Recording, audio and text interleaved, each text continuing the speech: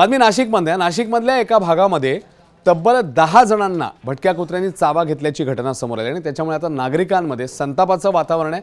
कारण या प्रकरणात हलगर्जीपणा होतोय असा आरोप आता नागरिक करतात।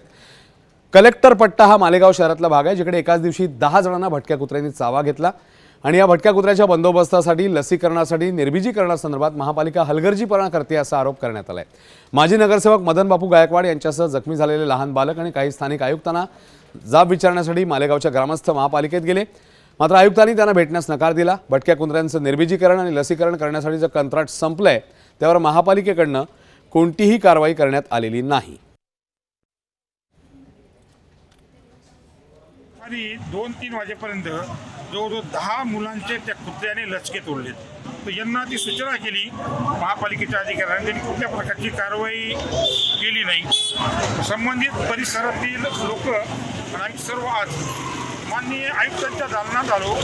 आयुक्तांच्या दालनात आल्यानंतर आयुक्त साहेबांनी आम्हाला फोनद्वारे उडवाउडीची उत्तर दिले की मी धुळ्याला काही कामासाठी जात आहे। 2024ला मागच्या टेंडरवाल्याचं टेंडर संपलेलं आहे, यानंतर यांनी टेंडरच काढलं नाही। योगायोग आज आम्ही जे इथं आंदोलनाला आलो तेव्हा ते सांगतात की आज आम्ही टेंडर काढलं होतं पण एकच निविदा आली। म्हणजे 1 वर्ष यांनी केलं काय? अतिशय चुकीचा विषय आहे, याचा निषेध आज आम्ही इथे नोंदवलेला आहे। एबीपी माझा, उघडा डोळे बघा नीट।